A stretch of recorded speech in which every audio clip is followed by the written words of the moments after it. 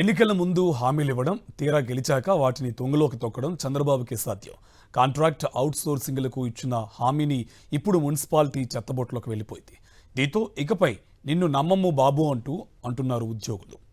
అధికారంలోకి వస్తే contract out sourcing సిబ్బంది సర్వీసు కాలాన్ని 62 ఏళ్లకు పెంచుతామని ఎన్నికల సమయంలో కూటమి పార్టీలు వాగ్దానం చేసి ఇప్పుడు ఈ నిబంధన రెగ్యులర్ ఉద్యోగులకు మాత్రమే వర్తిస్తుందని ప్రకటించి జలకిచ్చింది.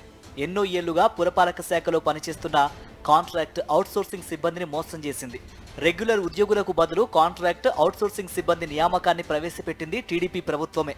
ఇలా నియమితులైన వారు ఎన్నో ఏళ్లుగా వివిధ శాఖల్లో సేవలందిస్తున్నారు. అయితే అత్యధికంగా మున్సిపల్ శాఖలోనే దాదాపు 98,000 మంది ఉన్నారు. వీరిలో 70% మందికి పైగా 10 ఏళ్లకు మించి సర్వీసు ఉన్నవారే. గతంలో ప్రభుత్వ ఉద్యోగుల సర్వీసు వయసు 58, 60 ఏళ్లకు పెంచిన సందర్భంగా కాంట్రాక్ట్ అవుట్సోర్సింగ్ సిబ్బందికి వర్తింపజేసింది. ప్రస్తుతం వీరి సర్వీసు వయసు 60 ఏళ్ల వద్ద ఉంది.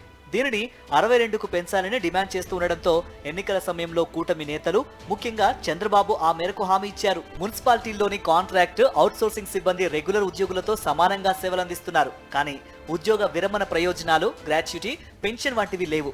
గత ప్రభుత్వం ఉద్యోగ సంఘాలతో చర్చలు జరిపింది. కాంట్రాక్టు అవుట్సోర్సింగ్ విధానంలో చేరి 10 ఏళ్ల సర్వీసు దాటిన వారికి రిటైర్మెంట్ బెనిఫిట్ గా 75,000, ఆపై ఏడాదికి 3,000 చొప్పున ఇస్తామని ప్రకటించి అమలు ప్రక్రియ ప్రారంభించింది. ఇంతలో ఎన్నికల నోటిఫికేషన్ కోడ్ రావడంతో సాధ్యం కాలేదు. ఇక ఎన్నికల ప్రచారంలో కూటమి నేతలు తాము అధికారంలోకి రాగానే ఈ సదుపాయాలతో పాటు సర్వీసు కాలాన్ని 62 ఏళ్లకు పెంచుతామని హామీ ఇచ్చారు. గత 10 నెలలుగా దీని అమలుపై కాంట్రాక్ట్ అవుట్సోర్సింగ్ ఉద్యోగ సంఘాలు ప్రభుత్వానికి విజ్ఞప్తులు చేస్తున్నా పట్టించుకోలేదు. కానీ ఇప్పుడు సర్వీసు కాలం పెంపు సాధ్యం కాదని ఉత్తర్వులిచ్చింది. దీంతో కూటమి ప్రభుత్వ వంచనపై అవుట్సోర్సింగ్ కాంట్రాక్టు ఉద్యోగులు ఆగ్రహం వ్యక్తం చేస్తున్నారు.